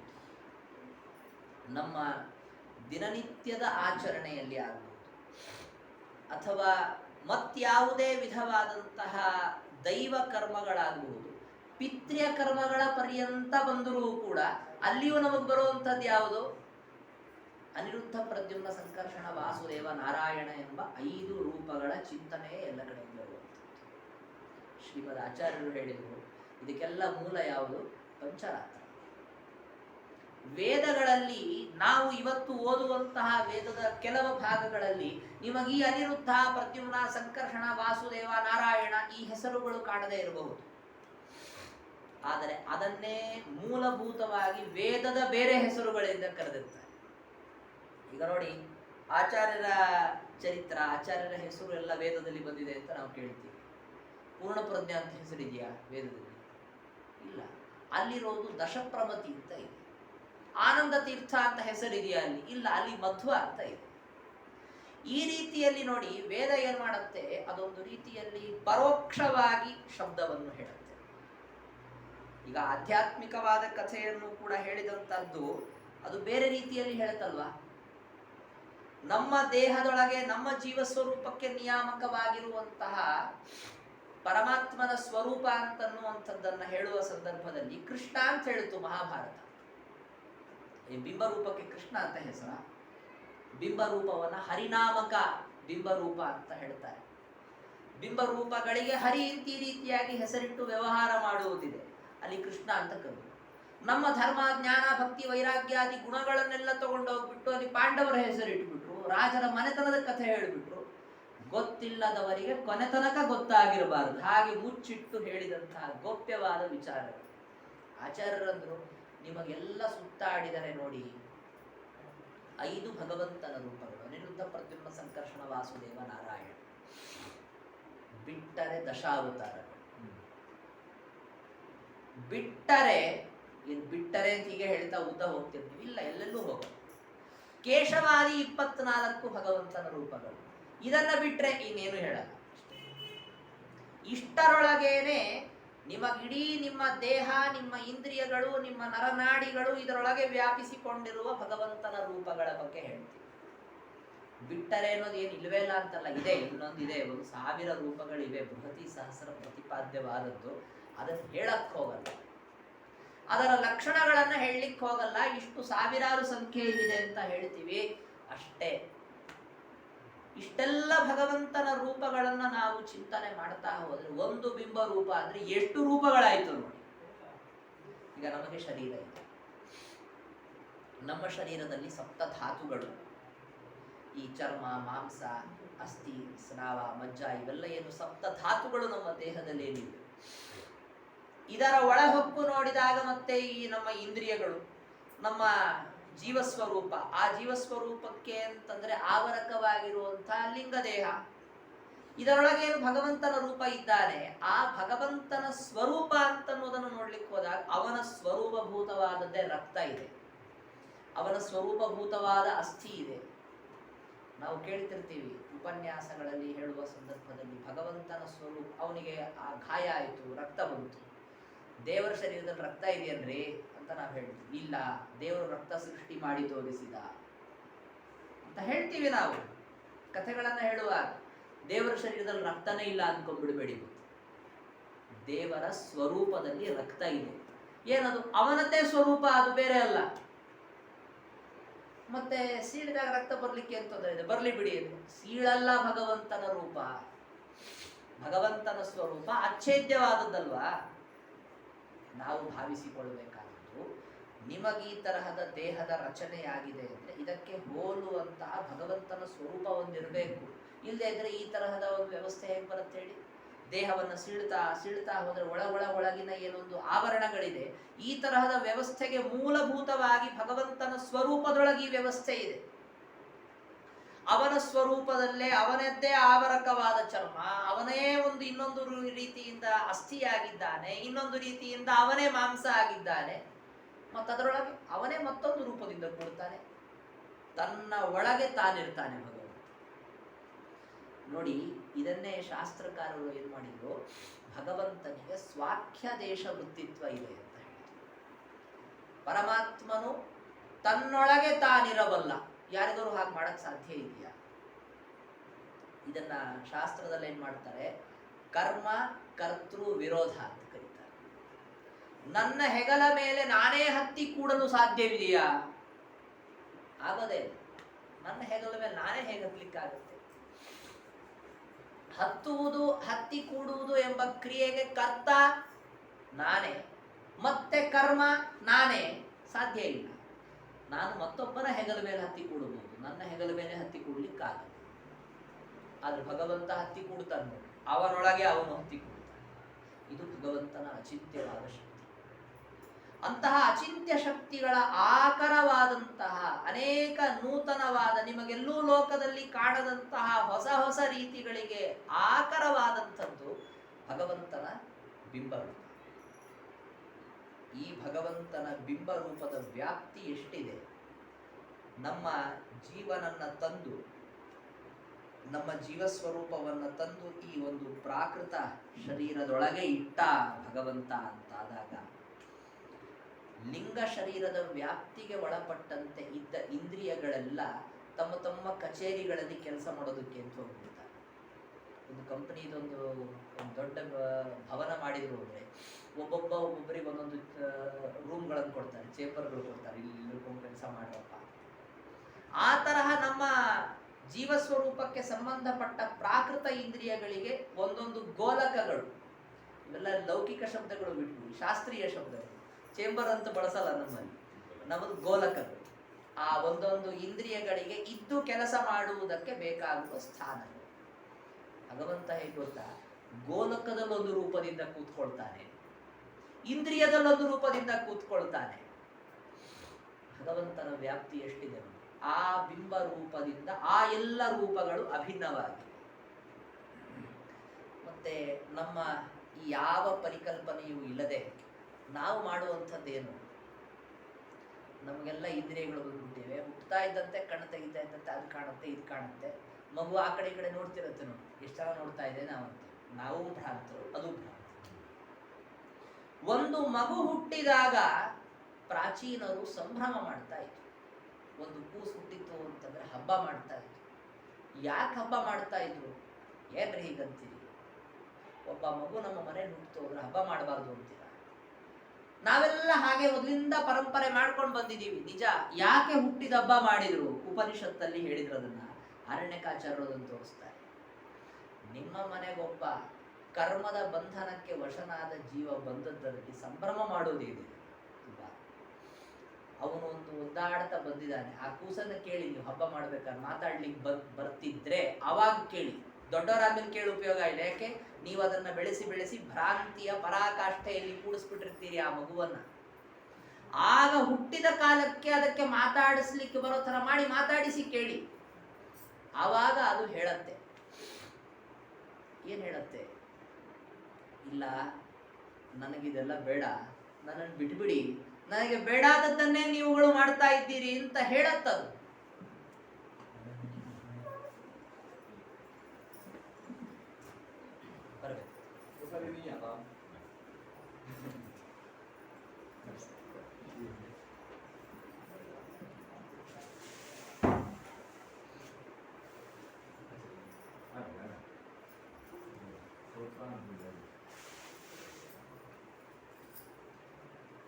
ಒಬ್ಬ ಹುಟ್ಟಿದಂತಹ ಬಾಲಕನಿಗೆ, ಸಣ್ಣ ಕೂಸಿಗೆ ಅನಪೇಕ್ಷಿತವಾದದ್ದೇ ಎಲ್ಲವೂ ಇದ್ದಾಗಲೂ ಕೂಡ ಅವನಿಗೆ ನಾವು ಸಂಭ್ರಮ ಮಾಡ್ತಾ ಇದ್ದೇವೆ ಅಂತಂದ್ರೆ ಇದು ನಮ್ಮ ಅವಿವೇಕವನ್ನು ತೋರಿಸಿಕೊಡುತ್ತೆ.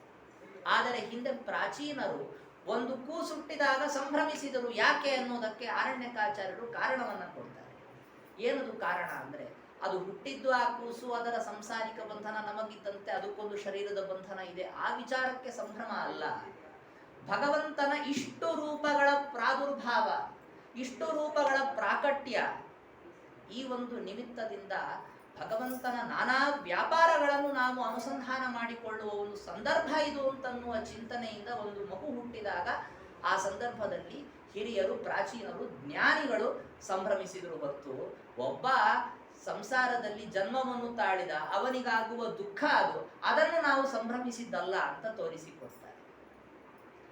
ಹೀಗೆ ನೋಡಿ, ನಾವು ಮುಂದೆ ಬರಿಸಿಕೊಂಡು ಅಜ್ಞಾನದಲ್ಲಿಯೇ ಮುಂದೆ ಬರುದು. ನಮಗೇನೋ ನೋಡಬೇಕು ಅನಿಸ್ತು, ನಾವು ಹೋದ್ವಿ, ನಮಗೆ ಅದನ್ನು ನೋಡ್ಲಿಕ್ಕಾಯ್ತು, ನೋಡಿದ್ವಿ, ಬಂದ್ವಿ. ಹೀಗೆ ಕೇಳುವುದು ಮೊದಲಾದಂತಹ ಇಂದ್ರಿಯ ವ್ಯಾಪಾರಗಳಲ್ಲೆಲ್ಲ ನಾವೇನು ಅನ್ಕೊಳ್ತಾ ಇರ್ತೇವೆ, ನಮಗಿದು ಬೇಕು ಅನಿಸ್ತು, ನಾವು ಅದನ್ನು ನೋಡಿದ್ವಿ, ಮುಗಿದೋಯ್ತಲ್ಲಿ. ಆದರೆ ಇಲ್ಲಿ ಬಿಂಬರೂಪಿಯಾದ ಭಗವಂತನ ವ್ಯಾಪಾರವನ್ನು ನಾವು ಅನುಸಂಧಾನ ಮಾಡಿಕೊಂಡಾಗ, ಅದೇ ಅನುಸಂಧಾನವನ್ನು ಮುಂದುವರಿಸಿದರೆ ಅದು ಬಿಂಬ ಪೂಜೆಯಾಗಿ ಬಿಡ್ತದೆ. ಏನದು? ನಮಗದೇನೋ ನೋಡಬೇಕು ಅನಿಸಿತು. ಯಾಕನಿಸಿತು ಅನ್ನೋದಕ್ಕೆ ಮೂಲವನ್ನು ಹುಡುಕಿ ತೋರಿಸ್ತಾರೆ ಅರಣ್ಯಕಾಚಾರ್ಯರು. ಅದು ಯಾವ ವಿಷಯವನ್ನು ನಿಮಗೆ ನೋಡಬೇಕು ಅನಿಸ್ತೋ ಆ ವಿಷಯದೊಳಗಿರುವಂತಹ ಭಗವಂತನ ರೂಪ, ಅಲ್ಲೊಂದು ಭಗವಂತನ ರೂಪ ಇದೆ. ಸರ್ವತ್ರ ವ್ಯಾಪ್ತನಾದವನು ಭಗವಂತ. ಈ ನಮ್ಮ ಬಿಂಬರೂಪಿಯಾದ ಪರಮಾತ್ಮನಿಗೆ ಆ ತನ್ನ ರೂಪವನ್ನು ಸಂಪರ್ಕಿಸಬೇಕು ಅಂತ ಇಚ್ಛೆ ಉಂಟಾದದ್ದು. ಎಷ್ಟೋ ಸಂದರ್ಭಗಳಲ್ಲಿ ಒಂದು ಭಗವಂತನ ರೂಪ ಮತ್ತೊಂದು ಭಗವಂತನ ರೂಪದ ಜೊತೆಗೆ ಐಕ್ಯವನ್ನ ಹೊಂದುವಂತಹ ಒಂದು ವಿಹಾರ ವಿಲಾಸ ಭಗವಂತನದ್ದು. ನಾವು ರಾಮಾಯಣದ ಚರಿತ್ರದಲ್ಲಿ ಕೇಳ್ತೇವೆ, ರಾಮದೇವರು ಪರಮಾತ್ಮನ ಇನ್ನೊಂದು ರೂಪ ಪರಶುರಾಮ ರೂಪದ ಜೊತೆಗೆ ಐಕ್ಯವನ್ನು ಹೊಂದಿದಂತೆ. ರಘುತ್ತಮೇನ ಐಕ್ಯಮಗಾತ್ ಸಮಕ್ಷಂ ಸಮೇತ್ಯ ಚೈಕ್ಯಂ ಜಗತೋಭಿ ಪಶ್ಯತಃ ಅಂತ ಆಚಾರ್ಯರು ಹೇಳ್ತಾರೆ. ಪ್ರಣುದ್ಯ ಶಂಕಾಂ ಅಖಿಲಾಂ ಜನಸ್ಯ, ಎಲ್ಲರಿಗೆ ಭಗವಂತ ತಾನು ಒಂದು ರೂಪದ ಜೊತೆಗೆ ಇನ್ನೊಂದು ರೂಪಕ್ಕೆ ಐಕ್ಯವನ್ನು ಮಾಡಿ ತೋರಿಸಿ ನನ್ನ ರೂಪಗಳಲ್ಲಿ ಭೇದ ಇಲ್ಲ ಅಂತ ಪ್ರಕಟವಾಗಿ ತೋರಿಸಿದ. ಅದೊಂದು ಭಗವಂತನ ವಿಹಾರ. ಹಾಗಿಲ್ಲೇನು ಅಂದ್ರೆ ಕೆಲವೊಂದನ್ನು ಪ್ರಕಟವಾಗಿ ಹಾಗೆ ಮಾಡಿ ತೋರಿಸಿ ಜನರ ಸಂದೇಹಗಳನ್ನು ಪರಿಹಾರ ಮಾಡ್ತಾನೆ, ಮತ್ತೊಂದು ಕಡೆಗೆ ಅದೊಂದು ವಿಹಾರ ಮಾಡ್ತಾನೆ ಭಗವಂತ, ಯಾರು ನೋಡದಿದ್ರೂ ಕೂಡ. ಇದು ನಾವು ಯಾವ ಯಾವ ಇಂದ್ರಿಯಗಳ ವ್ಯಾಪಾರಗಳನ್ನು ನಡೆಸ್ತೇವೆ ಅಲ್ಲಿ ವಿಷಯದೊಂದಿಗೆ ಇಂದ್ರಿಯಗಳಿಗೆ, ಇಂದ್ರಿಯದೊಂದಿಗೆ ಮನಸ್ಸಿಗೆ, ಮತ್ತೆ ಮನಸ್ಸಿನ ಜೊತೆಗೆ ಜೀವಸ್ವರೂಪಕ್ಕೆ ಇರುವ ಏನು ಸಂಬಂಧಗಳಿದೆಯಲ್ಲ, ಇಲ್ಲೆಲ್ಲ ನಡೆಯುವ ಪ್ರಕ್ರಿಯೆ ಏನು ಅಂದ್ರೆ ನಮ್ಮ ಬಿಂಬರೂಪಿಯಾದ ಭಗವಂತ ವಿಷಯ ದೇಶದಲ್ಲಿ ಇರುವಂತಹ ಭಗವಂತನ ರೂಪದ ಪರ್ಯಂತ ಹೋಗಿ ಅಲ್ಲಿ ತಾನು ಐಕ್ಯವನ್ನು ಹೊಂದಿ ವಿಹರಿಸುವ ರೀತಿ. ಇದನ್ನು ಶಾಸ್ತ್ರಕಾರರು ಹೇಳಿತು. ಇದನ್ನೇ ನೋಡಿ, ಅರಿತುಕೊಳ್ಳದೆ ಈ ಮಾತುಗಳ ಎಲ್ಲೋ ಮೂಲ ಸಿಕ್ಕು ಇದನ್ನು ಅಪಾರ್ಥ ಮಾಡಿಕೊಂಡು ಬೇರೆ ಬೇರೆ ರೀತಿಯಿಂದ ಈ ಎಲ್ಲ ವ್ಯವಸ್ಥೆಗಳನ್ನು ಕಲ್ಪಿಸಿಕೊಂಡು ಜೀವ ಬ್ರಹ್ಮಾದಿಗಳ ಐಕ್ಯಾದಿ ವಿಚಾರಗಳನ್ನು ಬಿಂಬಿಸಿದರು ಪರಸಿದ್ಧಾಂತಗಳು. ಮೂಲಭೂತವಾಗಿ ನಮ್ಮ ಶಾಸ್ತ್ರದಲ್ಲಿ ಹೇಳಿದಂಥದ್ದು ಪಂಚರಾತ್ರಾದಿಗಳಲ್ಲಿ ಬಂದಿರುವ ಪ್ರಮೇಯ ಇದು ಏನು, ಬಿಂಬರೂಪಿಯಾದ ಭಗವಂತನ ವಿಹಾರ. ಇದೆಲ್ಲ ವಿಷಯ ಪರ್ಯಂತ ಅಲ್ಲಿರುವ ಭಗವಂತನ ರೂಪದ ಜೊತೆಗೆ ಪರಮಾತ್ಮನ ಬಿಂಬರೂಪ ಐಕ್ಯವನ್ನು ಹೊಂದಿ ವಿಹಾರ ಮಾಡುವ ರೀತಿ.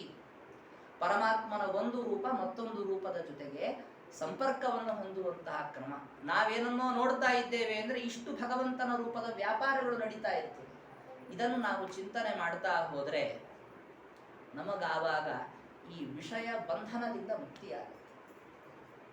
ಭಾಗವತದಲ್ಲಿ ಒಂದು ಮಾತು ಹೇಳ್ತಾರೆ, ಸನಕಾದಿಗಳು ಪ್ರಶ್ನೆ ಕೇಳ್ತಾರೆ, ಒಂದು 5 ನಿಮಿಷದಲ್ಲಿ ಮುಗಿಸ್ತಾರೆ. ಸನಕಾದಿಗಳು ಬಂದು ಬ್ರಹ್ಮದೇವರನ್ನ ಪ್ರಶ್ನೆ ಕೇಳ್ತಾರೆ, ನಮಗೆ ಈ ಮನಸ್ಸಿನಲ್ಲಿ ವಿಷಯಗಳ ಸಂಸ್ಕಾರ ಕುಳಿತುಕೊಂಡು ಬಿಟ್ಟಿದೆ, ಇದನ್ನ ಕಳೆದುಕೊಳ್ಳುವುದಕ್ಕೆ ಉಪಾಯವೇ ಇಲ್ಲ. ಯಾಕೆಂದ್ರೆ ನಮ್ಮ ಸಂಸ್ಕಾರದ ಪ್ರಯುಕ್ತವಾಗಿ ಮನಸ್ಸು ಮತ್ತೆ ಬಾಹ್ಯವಾಗಿ ಹೊರಗೆ ವಿಷಯಗಳಿಗೆ ಹೋಗುತ್ತೆ.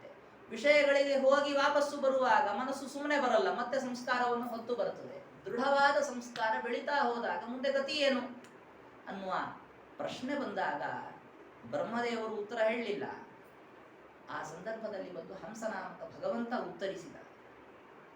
ಹಂಸನಾಮಕ ಭಗವಂತ ಏನ್ ಹೇಳಿದ್ದು, ಏನು ಮಾಡಿದರೆ ಈ ಸಮಸ್ಯೆ ನಿಮಗೆ ಪರಿಹಾರವಾಗತ್ತೆ ಅಂತ ಹೇಳಿದ ಗೊತ್ತಾ?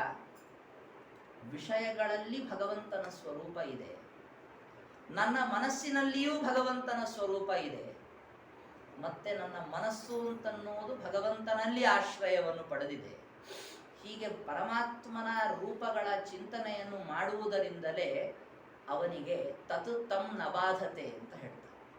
ಈ ತರಹದ ಇಂದ್ರಿಯ ವಿಷಯಗಳ ಸಂಪ್ರಯೋಗ ಅಂತನ್ನುವಂಥದ್ದು, ಇಂದ್ರಿಯ ವಿಷಯಗಳ ಸಂಬಂಧ ಉಂಟಾಗುವುದು ಅಂತನ್ನೋದೇನಿದೆಯಲ್ಲ, ಇದು ಬಾಧಕವಾಗದೇ ಇರುವುದು ಯಾವಾಗ ಅಂದ್ರೆ ಈ ಚಿಂತನೆಯನ್ನು ಮಾಡಿದಾಗ. ಈ ಏನು ಚಿಂತನೆಯನ್ನು ನಾವು ಮಾಡ್ತೀವಲ್ಲ, ನಮ್ಮ ಇಂದ್ರಿಯಗಳಲ್ಲಿ ಭಗವಂತನಿದ್ದಾನೆ, ಇಂದ್ರಿಯಗಳು ಭಗವಂತನಲ್ಲಿ ಇದೆ. ಅದು ಯಾವ ಭಗವಂತ? ಅದು ನಮ್ಮ ಬಿಂಬರೂಪಿಯಾದ ಭಗವಂತನೇ ಆಯಾ ರೂಪಗಳಿಂದ ಅಲ್ಲಿ ಇಂದ್ರಿಯಾದಿಗಳಲ್ಲಿ ಇರುವಂಥದ್ದು. ಇದನ್ನೇ ತೋರಿಸಿಕೊಡುವುದಕ್ಕಾಗಿ ಉದಾಹರಿಸಿದ ಋನ್ಮಂತ್ರ ಅರಣ್ಯಕಾಚಾರ್ಯರು ಕೊಟ್ಟಿರುವಂಥದ್ದು, ನಿಶುಸೀದ ಗಣಪತೆ ಗಣೇಶು ತ್ವಾಮಾಹುರ್ ವಿಪ್ರತಮಂ ಕವೀನಾ.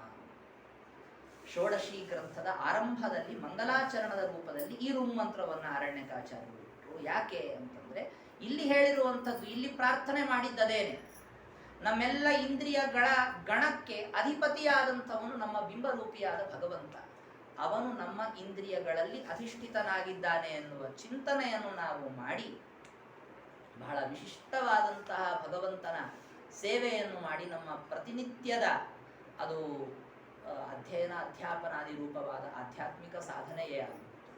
ಬಾಹ್ಯವಾಗಿ ನಮ್ಮ ಶರೀರ ಯಾತ್ರೆಯನ್ನು ನಡೆಸುವುದಕ್ಕೆ ಬೇಕಾಗುವ ಅಶನ ಪಾನಾದಿಗಳೇ ಆಗಬಹುದು, ಇನ್ಯಾವುದೇ ತರಹದ ಮಾತುಕತೆಗಳೇ ಆಗಬಹುದು. ಅಧ್ಯಾತ್ಮ ರಸರಂಜಿನಿ ತುಂಬಾ ವಿಸ್ತಾರ ಆದದ್ದು. ಯಾಕೆ ಅಂದ್ರೆ ನಾವು ಬೆಳಗಿಂದ ರಾತ್ರಿ ತನಕ ಏನ್ ಮಾಡ್ತೇವೆ ಅನ್ನೋದನ್ನೇ ಉದ್ದಕ್ಕೆ ಹೇಳಿಕೊಂಡು ಹೋಗಿದ್ದಾರೆ. ಬೆಳಗ್ಗೆ ಎದ್ದು ಕೂಡಲೇ ನಾವು ಕೈಕಾಲು ಮುಖ ತೊಳಿತೇವೆ ಅನ್ನೋದ್ರಿಂದ ಶುರು ಮಾಡಿ ರಾತ್ರಿ ಮಲಗುವ ಪರ್ಯಂತ ಏನೇನು ಮಾಡ್ತೀವಿ ಎಲ್ಲ ತಗೊಂಡೋಗಿದ್ದಾರೆ. ಎಲ್ಲ ಇದು ಯಾವುದು ನನಗೆ ನಡೀತಾ ಇರುವಂಥದ್ದಲ್ಲ, ನನ್ನ ಬಿಂಬರೂಪಿಯಾದ ಭಗವಂತನಿಗೆ ನಡೀತಾ ಇರುವಂಥದ್ದು. ಅದನ್ನು ನಾವು ಪ್ರತಿ ದಿವಸವೂ ಇದನ್ನು ಚಿಂತನೆ ಮಾಡ್ತಾ ಹೋದರೆ ದಿನವಿಡೀ ಅಧ್ಯಾತ್ಮ ರಸರಂಜಿನಿ ಅಂತನ್ನುವುದನ್ನು ನಾವು ಪಾರಾಯಣ ಮಾಡಿದಂತೆ. ಮಾಡದೇ ಇದ್ರೂ ಚಿಂತೆ ಇಲ್ಲ, ಅವರಿಗೇನು ಅದಕ್ಕೆ ಬೇಸರ ಇಲ್ಲ. ನೀವು ಅದನ್ನು ಪಾರಾಯಣ ಮಾಡುವುದು ಬೇಡ, ಆದರೆ ಯಾವುದೇ ಒಂದು ನಮ್ಮ ಒಂದೊಂದು ಪ್ರತಿನಿತ್ಯದ ದಿನಚರಿಯ ಘಟ್ಟಗಳಲ್ಲಿ ಭಗವಂತನಿಗಾಗಿ ಇದು ನಡೀತಾ ಇದೆ, ಭಗವಂತನಿಗಾಗಿ ಇದು ನಡೀತಾ ಇದೆ ಅನ್ನುವ ಚಿಂತನ ನಡೀತಾ ಬಂದರೆ ಇದೇ ಬಿಂಬರೂಪ ಪೂಜೆ ಅಂತ ಆಗಿ ಹೋಗ್ತದೆ. ಇದನ್ನು ತಿಳಿಯದೆ ನಾವು ದೇವರಿಗಾಗಿ ಎಲ್ಲ ಮಾಡ್ತಾ ಇದ್ದೇವೆ ಅಂತ ತಿಳಿದುಕೊಳ್ಳದೆ ನಮಗಾಗಿ ನಾವು ಮಾಡಿಕೊಂಡು ಮತ್ತೆ ಹೇಳುವುದೇನು, ನಾವು ಆಧ್ಯಾತ್ಮಿಕ ಜೀವನವನ್ನು ನಡೆಸ್ತಾ ಇದ್ದೇವೆ ಅಂತ ಹೇಳಿದರೆ ಇದು ತಪ್ಪಾಗುತ್ತೆ. ಆರಣ್ಯಕಾಚಾರ್ಯರಂತಾರೆ, ಇದನ್ನು ನೀವು ಉಪಾಸನೆ ಮಾಡಿಕೊಳ್ಳದೆ ಕೇವಲ ಯಾವುದೋ ದುಷ್ಟವಾದ ಶಾಸ್ತ್ರಗಳಲ್ಲಿ ಅಭ್ಯಾಸವನ್ನು ಮಾಡ್ತಾ ಕಾಲ ಕಳಿಬೇಡಿ. ತುಂಬಾ ಜನ ನನ್ನನ್ನು ಬೈಬಹುದು, ಅದನ್ನು ಇವರು ಬರೀ ಬಿಂಬ ಪೂಜೆ ಅಂದ್ಕೊಂಡು ಉಪಾಸನೆ ಅಧ್ಯಾತ್ಮ ಅಂತ ಕೂತ್ ಬಿಡ್ತಾರೆ ಅಂತ. ಆದ್ರೆ ನನ್ನನ್ನು ಬೈತಾರಲ್ಲ ಅವರೆಂಥವರು, ದುಶಾಸ್ತ್ರ ದೂಷಿತಾತ್ಮಾನ ಕಿಮ್ಮಾಂ ನಿಂದಂತಿ ದುರ್ಬಲಾಹ ಅಂತ ಅವರನ್ನ ಆರಣ್ಯಕಾಚಾರ್ಯರು ಹೇಳ್ತಾರೆ. ಅವರೇನು ನನ್ನನ್ನು ಬೈತಾರೆ, ಅವರನ್ನ ನಾನು ಬೈಯಲ್ಲ, ಅವ್ರು ನನ್ನನ್ನೇನು ಬೈತಾರೆ, ನನಗೇನು ಚಿಂತೆ ಇಲ್ಲ. ನಾವು ಈ ಉಪಾಸನೆಯನ್ನು ಮಾಡುವುದರಲ್ಲಿ ತೃಪ್ತರಿದ್ದೇವೆ. ಇದಕ್ಕೆ ಉಪಯೋಗಿಯಾಗುವಂತೆ ನೀವು ಬೇರೆ ಇನ್ನೇನು ಬೇಕಾದರೂ ಮಾಡಿ, ನಾನು ಬೇಡ ಅನ್ನೋದಿಲ್ಲ. ಆದರೆ ಇದನ್ನು ನೀವು ಅನುಷ್ಠಾನದಲ್ಲಿ ತಂದುಕೊಳ್ಳಿ ಅನ್ನೋದನ್ನು ಬಹಳ ಕಳಕಳಿಯಿಂದ ಆರಣ್ಯಕಾಚಾರ್ಯರು ತೋರಿಸಿಕೊಟ್ಟಿದ್ದಾರೆ. ಸಂಕ್ಷೇಪವಾಗಿ ಆ ಬಿಂಬ ರೂಪದ ಉಪಾಸನೆ, ಅದರ ಹಿನ್ನೆಲೆಯಲ್ಲಿರುವ ಪ್ರಕ್ರಿಯೆಗಳೇನು ಅಂತನ್ನುವ ವಿಚಾರವನ್ನು ತಿಳಿಸುವ ಪ್ರಯತ್ನವನ್ನು ಮಾಡಿದ್ದೀನಿ. ನಮ್ಮ ಕೆಲವರು ಸಹೋದರರು ಅವರ ಬಗ್ಗೆ ನನಗೆ, ಅವರ ಪೂರ್ವಜರ ಬಗ್ಗೆ ಮೊನ್ನೆ ಅವರು ದೂರವಾಣಿಯಲ್ಲಿ ಬಂದಾಗ ಹೇಳ್ತಾ ಇದ್ರು. ಅವರ ಕಥೆ ಗೊತ್ತಿತ್ತು, ಇವರು ಪೂರ್ವಜರು ಅಂತ ಗೊತ್ತಿರಲಿಲ್ಲ ನನಗೆ. ಬಾಗಲಕೋಟೆಯಲ್ಲಿ ಸ್ವಾಮಿರಾಯಾಚಾರ್ಯರು ಅಂತ ಪ್ರಸಿದ್ಧರಿದ್ದರು. ಅವರ ಕಥೆ ನಾವು ತುಂಬ ಸಣ್ಣವರಿದ್ದಾಗ ಕೇಳಿದ್ವಿ. ವ್ಯಾಸನ ತೋಳು ಅಂತ ಹಬ್ಬವನ್ನು ಮಾಡುವ ಸಂದರ್ಭದಲ್ಲಿ ವೇದವ್ಯಾಸ ದೇವರ ತೋಳನ್ನು ಮುರಿದಿಟ್ಬಿಟ್ಟು ಅದನ್ನು ಸಂಭ್ರಮಿಸ್ತಾ ಇದ್ರು ಕೆಲವ ಜನಾಂಗದವರು. ಆ ಒಂದು ಸಂದರ್ಭದಲ್ಲಿ ಬಹಳ ವಿಶಿಷ್ಟವಾದ ವೈಷ್ಣವ ದೀಕ್ಷೆ ಉಳ್ಳ ಸ್ವಾಮಿರಾಯಾಚಾರ್ಯರು ನಾನು ಕೇಳಿದ ಕಥೆ ಹೀಗೆ, ಅವ್ರನ್ನ ಕಥೆ ಹೇಳಲಿಲ್ಲ. ಸ್ವಾಮಿರಾಯಾಚಾರ್ಯರು ಅಂದ ತಕ್ಷಣ ಬಾಗಲಕೋಟೆಯವರಲ್ವಾ ಅಂತ ಕೇಳಿದೆ. ಹೌದು ಅಂತ ಹೇಳಿದರು. ನಾನು ಕೇಳಿದ ಕಥೆ, ಕಥೆಗಳು ಕೆಲವೊಂದು ಬಾಯಿಂದ ಬಾಯಿಗೆ ಸ್ವಲ್ಪ ಅಲ್ಪ ಬದಲಾವಣೆಗಳಾಗ್ತವೆ, ದೊಡ್ಡ ದೊಡ್ಡ ಕಥೆಗಳಲ್ಲೇ ಆಗ್ತವೆ. ನಾನು ಕೇಳಿದ ಕಥೆಯನ್ನು ಹೇಳ್ತಾ ಇದ್ದೀನಿ ಅಷ್ಟೇ. ಅವರು ತಮ್ಮ ಮನೆ ಮೇಲಿಂದ ಹಾರಿ ಒನಕೆಗಳನ್ನು ಇಟ್ಕೊಂಡು ಎಲ್ಲರನ್ನು ಹೊಡೆದೋಡಿಸಿ ಆ ಒಂದು ಹಬ್ಬವನ್ನು ನಿಲ್ಲಿಸಿದ್ರು. ಅವರ ಹಬ್ಬ, ನಮ್ಮ ಹಬ್ಬ ಅಲ್ಲ, ನಿಲ್ಲಿಸಿದ್ರು ಅಂತ ಈ ಕಥೆಯನ್ನು ನಾನು ಕೇಳಿದ್ದೆ. ಇಂಥ ಒಂದು ವಿಶಿಷ್ಟವಾದ ಕನ್ನಡ ಸಾಹಿತ್ಯ ಪರಿಷತ್ತಿನ ಒಂದು ಇದೆ, ಆ ಪುಸ್ತಕದಲ್ಲಿ ಇದು ಉಲ್ಲೇಖ ಆಗಿದೆ. ಆ ತರಹದ ಒಂದು ವಿಶಿಷ್ಟವಾದ ವೈಷ್ಣವ ದೀಕ್ಷೆಯಿಂದ ಕೂಡಿದ ಒಂದು ಮನೆತನದಲ್ಲಿ ಜನ್ಮವನ್ನು ತಾಳಿದ ಸೌಭಾಗ್ಯ ಅವರದ್ದು. ವಿಶಿಷ್ಟವಾಗಿ ಪೇಜಾವರ ಸ್ವಾಮಿಗಳಲ್ಲಿ ಅಧ್ಯಯನವನ್ನು ಕೂಡ ಮಾಡಿದ್ದನ್ನು ನಾನು ಕೇಳಿದ್ದೇನೆ. ಅವರ ತಂದೆಯವರ ಪುಣ್ಯ ಸ್ಮರಣೆಗಾಗಿ ಅಂತ ಹೇಳಿ ಈ ಒಂದು ಜ್ಞಾನ ಕಾರ್ಯವನ್ನು ಅವರು ಹಮ್ಮಿಕೊಂಡಿದ್ದಾರೆ. ಇದರಿಂದ ಭಗವಂತನ ವಿಶೇಷವಾದ ಅನುಗ್ರಹ ಅವರ ಕುಟುಂಬಕ್ಕೆಲ್ಲ ಆಗಲಿ ಅಂತ ನಾನು ಪ್ರಾರ್ಥನೆ ಮಾಡ್ತಾ ನನ್ನ ಮಾತುಗಳನ್ನು ಭಗವಂತನಿಗೆ ಸಮರ್ಪಣೆ. ಶ್ರೀ ಕೃಷ್ಣ.